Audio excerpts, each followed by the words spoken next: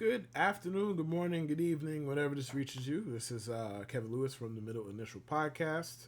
Um, it is August, so you know what that means. It is fantasy football draft season, and I'm doing this. This is part two of the series where I break down each position individually, give you a little bit of philosophy about what I'm looking for, da da da da, who to take, who to avoid, anything that you might have missed. If, or to put it simply, if you are cramming, if you didn't follow shit and you just, you're in your work league or your home league or whatever, and you want a slight leg up without having to grind through hours and hours of podcasts and reading material and all that. If that's the situation for you, I'm your man. I will break it down for you, position by position. Running back and wide receiver will probably be a little bit longer because there's more to talk about there. Quarterback and tight end are typically onesie positions anyway, and let's call it spade a spade. Quarterback is relatively easy to fill, but this one is about running back. And I mean, running back. No matter where we go, no matter there's a lot of different running back draft theories. Zero running backs, hero running back, robust running back. There's a lot of different ones. No matter how far we get, like running back is the most important position in fantasy, and I feel like the more teams go to committees, the more we realize it's important because you really have to. I mean, you don't have to nail it in particular, but if you nail it and you get a guy who's going to give you 20 points a game, that leg up is better and bigger than pretty much any other position. Getting a 20 point per game guy, like example, Raheem Mostert was RB3 last year on a points per game basis. If you had him, and obviously you didn't have to pay anything to get him, anything significant to get him. If you had him, chances are you were in good position to win your championship or get deep into the playoffs. However, wherever the wind took your season, having Raheem Mostert be a big part of it found money. It was like get it going into your jeans pocket and finding $50. That's what it was like having Raheem Mostert on your team last year. So with that said, a little bit of philosophy with regard to the position in general. Obviously, I think it's the most important position in fantasy. In one quarterback leagues, in superflex, quarterback is definitely more important. But one quarterback leagues, running back is the most important position, and I think this year, if you can leave your draft with one of the top three guys, you probably should. Like I don't know if I'd have to test this while I'm on the clock, to be honest with you. And I'm in a million leagues, so I'm willing to go a million different ways and do different stuff for differentiation reasons. But if you can get Christian McCaffrey, Brees Hall, or Bijan Robinson, I think you probably should. Because also the next thing I'm going to tell you, running back two, I think you should be taking swings at that position. I don't think you should be. I don't think aiming for some unless you're getting an extreme value, which is possible. Like there are guys who go late who can finish like RB20, and you don't think anything of it because you're not paying a lot for it. But I don't think you should be paying, round four, round five price for a guy you hope finishes at like RB19. I just don't like. I don't think you should be paying that for the Najee Harris. Well, Najee Harris is a bad example. Um, he does have contingent upside if Jalen Warren gets hurt or something happens to him or whatever. He's a bad example, but like just generally speaking, a mid round pick, you should not be aiming for a guy you hope finishes at like RB19. There's just not a lot of value in that because when you look at it on a year to year basis, on an average points per game basis, the difference between a low end RB2 and the difference between a high end to mid RB3 is not that. It's just not that big a difference. But the opportunity cost in certain cases is. If you're getting an RB2 for free, that's different. If you're getting an RB2 late, that's different. If you draft Devin Singletary around 10 and he's RB22, that's obviously way different. You won that. Obviously. Like, I'm not saying to never value that. I'm just saying you don't have to pay expensive prices for guys who you don't think have a high ceiling. Just personally, one man's opinion, I just don't see the need for it. Like, James White's one of my favorite fantasy players of all time because you could get him dirt cheap every year, and he was going to finish like RB19 every year. So like, yeah, I never thought James White was going to finish RB10, but I was getting him in like round 8 every year without fail, and we're just like, okay, I could build my hero running back strategies, take one really good one, wait, then take James White and take a whole bunch of backup running backs with upside and call it a day. So I liked him for that. But as far as this current crop, like I think you should definitely work on getting one of those. Well, not work on, but if you leave the draft with one of those top 3, I think that just makes your life easier with regard to everything else. I'm not going to spend too much time on Christian McCaffrey. I think the case is obvious there. Yes, the calf is worrisome. I'm relatively injury agnostic in general. But when you're talking about a running back having a calf injury, that becomes tricky.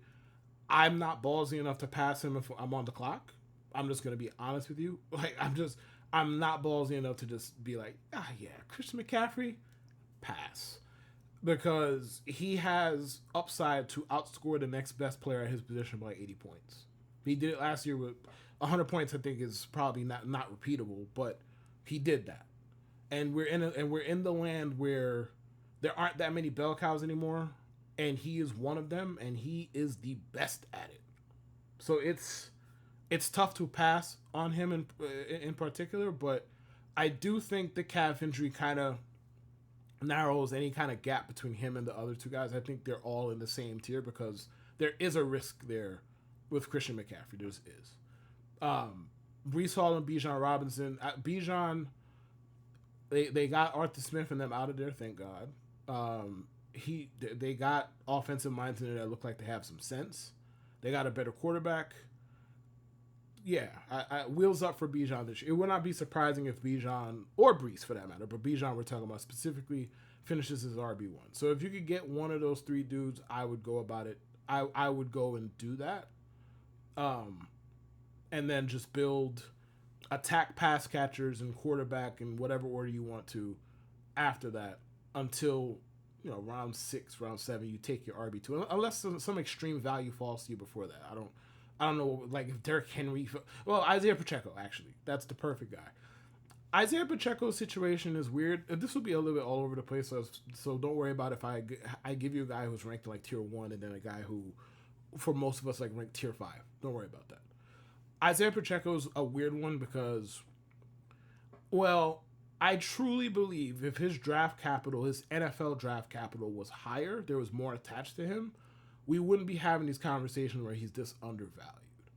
Because you're going to Jahmyr Gibbs is currently a late first, early second. And I get well soon with the hamstring. But you're going to tell me that his upside is that much higher than Isaiah Pacheco's just from a purely statistical production standpoint? I don't see how. Because with Jahmyr Gibbs, we don't know if he's going to either A, lead his backfield in carries, or B, lead his backfield in touchdowns. And B, chances are he's not. If both of them stay remotely healthy for the majority of the season, chances are he's not going to lead the team in touchdowns. He's not their goal line back, and he's probably not going to lead them in carries either.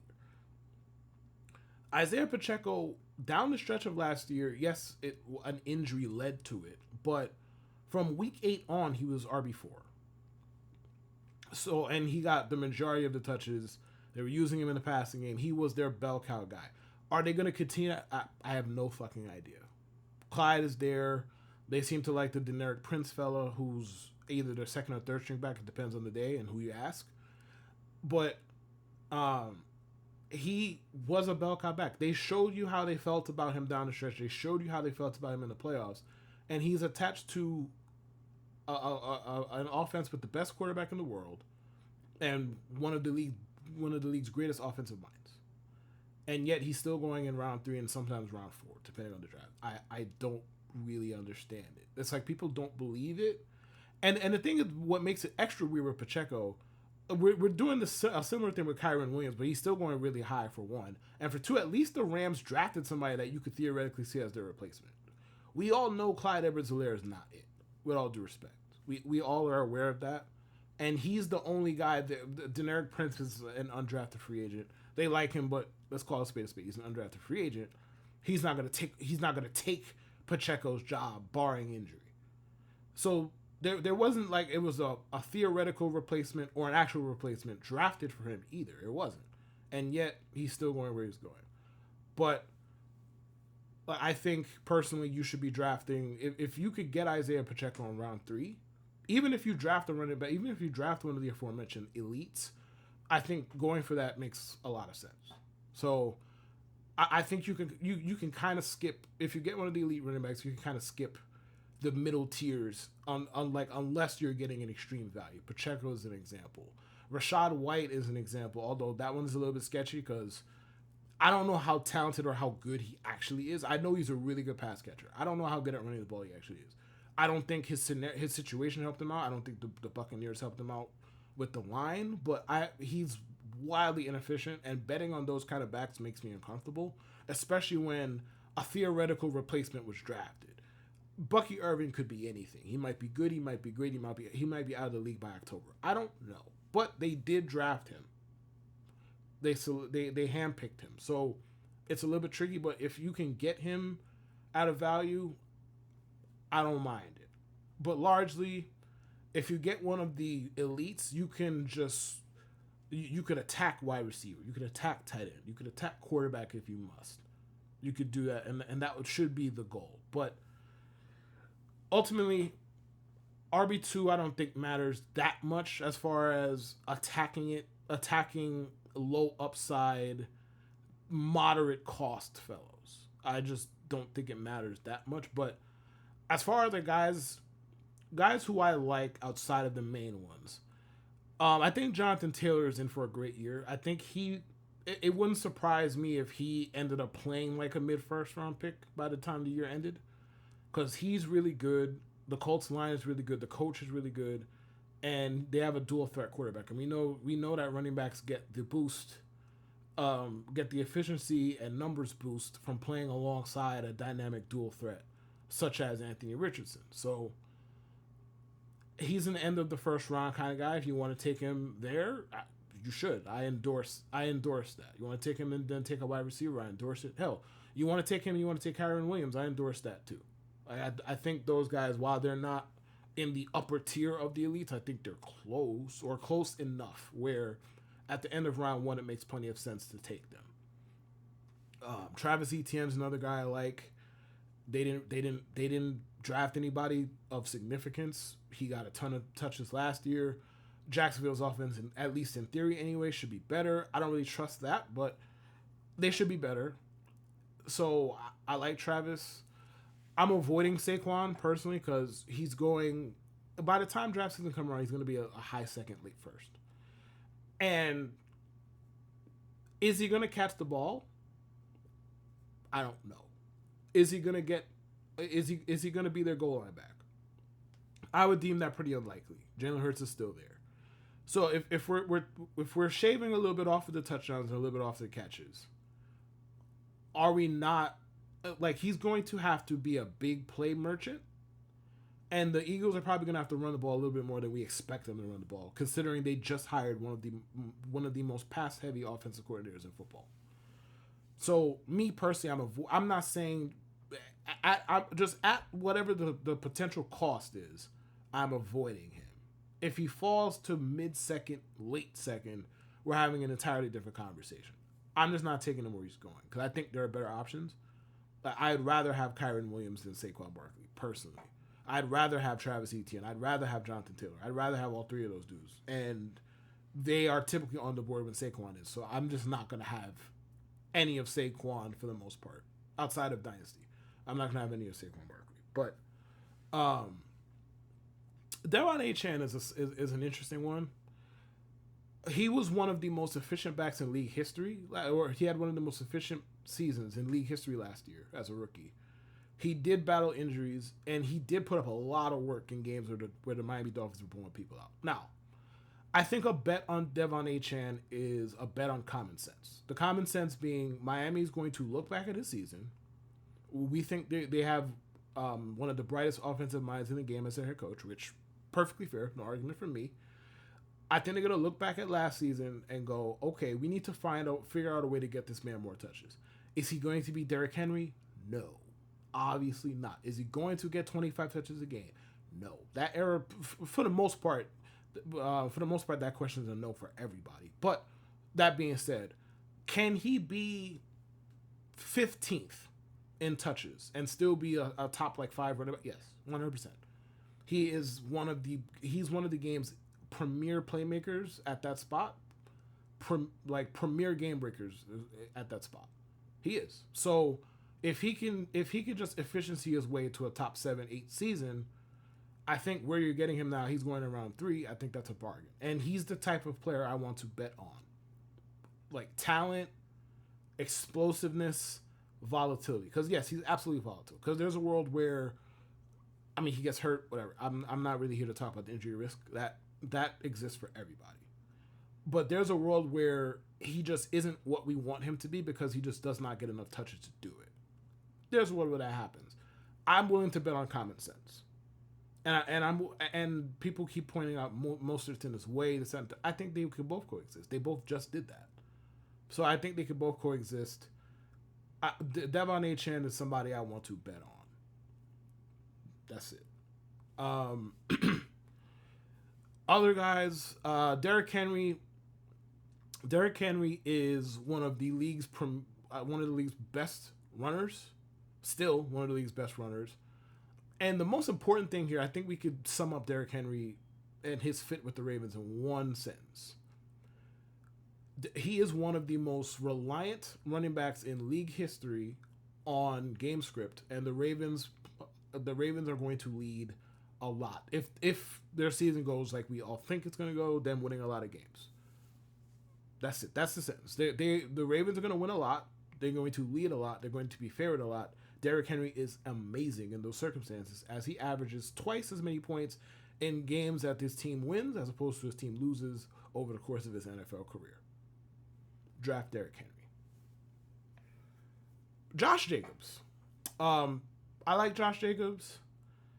The thing with Josh Jacobs, his situation is a little weird because I personally tie it into who the backup is. I know Matt LaFleur likes his committees. I don't know if that's an Aaron Jones thing or a Matt LaFleur thing. I don't know that. Now, same side of town, they did have Matt LaFleur did have Derrick Henry and Dion Lewis, and Dion Lewis was getting the majority of the touches, if I'm not mistaken. That is the thing that happened. So maybe, but it was a committee. So maybe he's just a committee guy by hook or by crook. It doesn't fucking matter.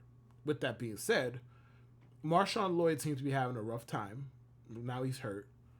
If A.J. Dillon is the backup, I refuse to believe they paid somebody $12 million American dollars to evenly split touches with A.J. fucking Dillon. Especially given that the Packers have an out in the deal that they could get out of it after this year anyway.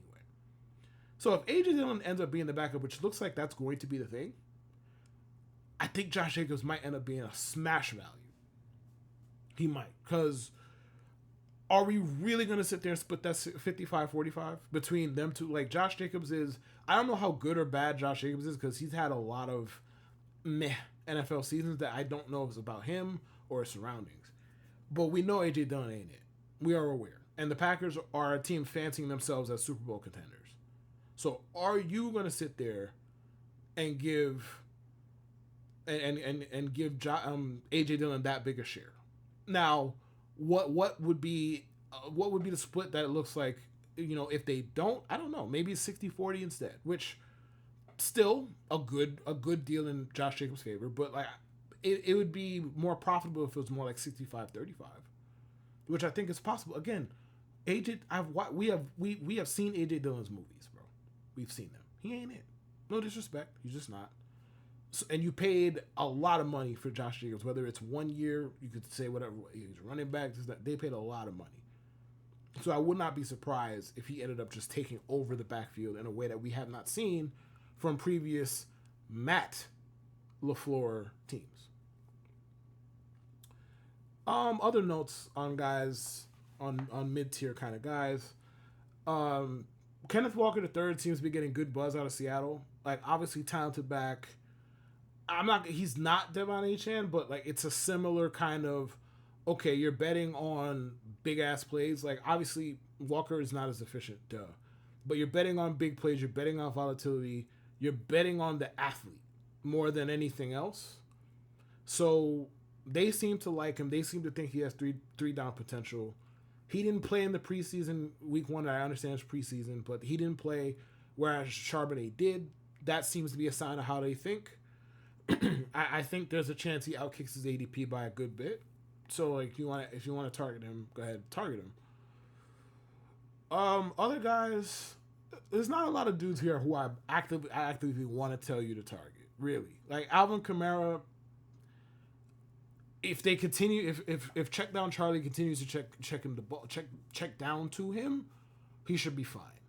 The efficiency has gone down like 4 straight years. He's just as a pure runner, he's not good anymore. He just has not been for a solid like 3 years. So you're betting purely on the receiving volume. Maybe that comes to fruition. And also, not to mention that Taysom Hill is a thing, and he is basically their goal line back. So you're not getting touchdowns out of Kamara either. So you're betting purely on the receiving volume. Hey, that might end up being a good bet. He might end up being Rachaad White. To me, you're making the same bet with both of them, except one is old and one is not.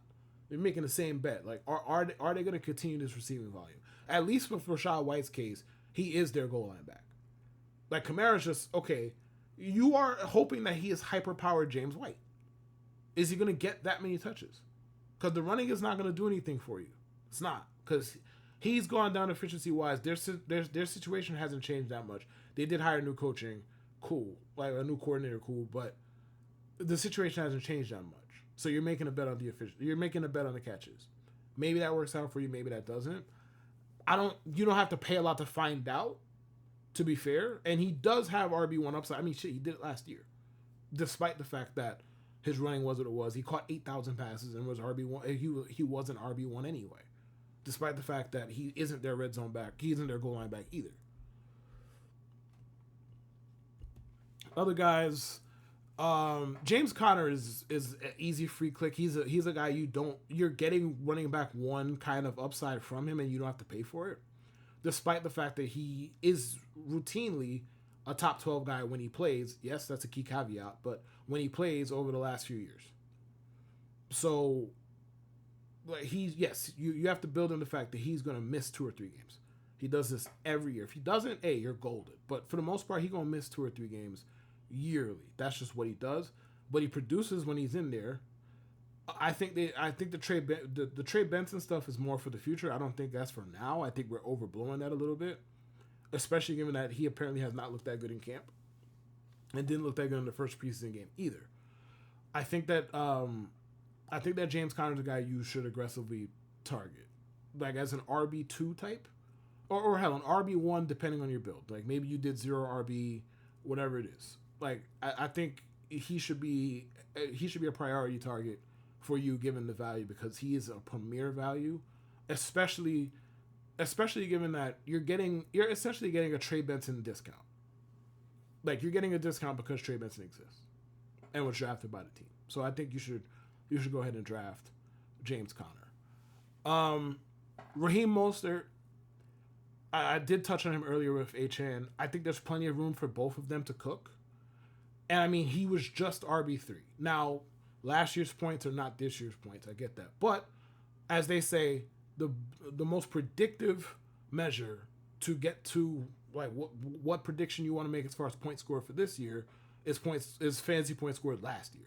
That tends to be sticky year to year. Yes, there are rookies who come out of nowhere, sophomores, they're Nico Collinses, whatever. But for the most part, that tends to be pretty sticky year to year, and that tends to be pretty predictive. So I don't foresee him doing all of that and then just falling off the planet. Now, is there a world where he takes a considerable backseat? Of course, that's a risk. You're paying for that. Like you're not paying much for Raheem Mostert any fucking way. And we know he has RB1 upside, and there's contingent upside with him in the event that Achan, who was banged up all of last year, basically gets hurt again. So he's a perfect round 7-ish type of guy, especially if you just don't like anybody else on the board and you've already drafted all your starters. You want to draft him as your RB2, you should go ahead. Um, I think the Jonathan Brooks, I think, is probably the most interesting running back this year in general. Like, obviously, there are better running backs, there are worse running backs. I don't think there's a whole lot interesting about like the boring types, the ones we know we're gonna get the most out of. Like McCaffrey's final line is interesting. Talking about him really isn't. He's gonna cook the end. The thing with Brooks is, I think that's the type of guy you should be aiming at to be your RB2. And I get it. He's not going to play the first however many weeks. You can fill in those gaps with cheap, like the Tajee Spearses of the world. I like Chase Brown. I don't know if Chase Brown's good, but he's in an ambiguous backfield in one of the best offenses in the sport. So you draft one of those guys to hold you over until he comes back, and then you just hope that he gets the majority of the touches eventually. It's not going to happen immediately. You're not drafting Jonathan Brooks for September. You're not drafting him for October. You're drafting him for Thanksgiving and beyond. That's why you're drafting him. And by the time draft season comes around in full in a couple of weeks, I don't think people are going to be dying to press the button on him because he's already out. He's out. So if you have to draft, I wouldn't. I mean, the idea of drafting two Panthers running backs kind of makes my skin itch. But if you have to or you want to draft both of them, him and Chuba Hubbard, that's a viable strategy to me. But you draft Jonathan Brooks, you get placeholders around them, or you just take, or just do a combo platter. You take the placeholders, the Devin Singletary types, and then you take wild swings at like the well not wild, but you know what I mean. But like the Chase Browns of the world, the Tajee Spearses of the world. Who else are the high priority backups? I mean, even Javonte Williams. I'm not in on it like that, but like that's a thing, right? You take those types with the Jonathan Brooks type, and just hope that they can hold you over until he gets back, and that he is everything that you wanted him to be when he does come back. So, and Nick Chubb, don't a bad idea to me at least. I mean, I say don't. A bad idea to me at least is you draft Nick Chubb and you draft Jonathan Brooks on the same team. Don't do that. That no, don't do that. Don't. So, but one or the other. Like if you don't end up with Brooks and you want to take the shot at Nick Chubb, go for it. I know he tore up everything in his goddamn leg last year. It was nasty to look at. It was nasty to watch. I hated it for him. I hope he comes back and he cooks. I've seen multiple things from Twitter doctors. I know, Twitter doctors. I know, but they are professional doctors who have Twitter accounts. I know a lot of them be on some fuck shit. But that being said, I've seen a few things from them that was like, I wouldn't bet against Nick Chubb. He's had this amount of time to recover. Blah blah blah blah blah. I think he's a decent bet. Yes, he could get re-injured, but so can anybody else. Yada yada yada. So I don't know if he's like at his best. Nick Chubb was always in a timeshare anyway. He was just so fucking efficient it didn't really matter. Like he was going to be an RB1 no matter what, basically. That's what it was. Will he get back to that form? I wouldn't bet on it. But it's a bet you don't have to pay a lot to find out on right now. So it's a bet that I'd make if I were you. Some of the best backups to take. Blake Corum, I do think that the Blake Corum threat to Kyron Williams is being a little overstated. I think they took him so they had a backup running back they felt comfortable with. Um, more than that, when Kyron leaves the field, they can do the same stuff. Like I think that's why they took Blake Corum more than anything else. I don't think they took him to replace Kyron. I don't think any of that's the case. I think they took him in the event that Kyron leaves the field for a down, two downs, a series, whatever. We could just put Blake Corum in and we don't have to miss a beat. I think that's why. Braylon Allen looked really explosive for the Jets. I know it's betting on the Jets, but he looked really explosive for them. He's a backup worth targeting. In the injury contingent tier basically is this. Well, with all due respect, Bucky Irving's one to target. Jalen Wright is one to target. Jaleel McLaughlin is one to target, even though I don't even know if that's an injury. I don't know if that's an injury thing. He might just PPR his way to like RB3-ish kind of value anyway, regardless of who gets hurt and who doesn't. I guess Gus Edwards. Oh well, he's technically a starter for now anyway. J.K. Dobbins, as much as I get it, I understand why you wouldn't want to. I mean, he's tore up damn near everything in what, both legs at this point. I get it. I understand. Apparently, he's looking really good in camp. Do with that whatever you will. I'm not aggressively targeting J.K. Dobbins, but you could probably do worse where he's going anyway. So, if you want to take J.K. Dobbins, I understand. Um, I mean, that's kind of it as far as the injury contingent goes. The backup running backs goes. Did I miss anybody? I don't feel like I missed anybody. The Ty Chandler's not a bad one. I don't expect Aaron Jones to get the lion's share of the carries. Ty Chandler will be involved, and he had a decent end to last year, so I'd go after him too late. And one more thing about the Steelers running backs, I think both of them are viable at cost. They're going to run the ball a shit ton, and both of them have injury contingent, have contingent upside in the event of an injury to the other one. So I think both of them are viable. But ultimately, look, get one of the top three, your life becomes easier.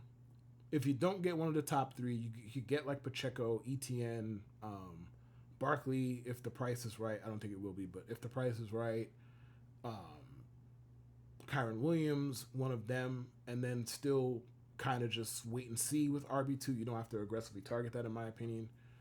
And I think it should be all right. I think it should be all right.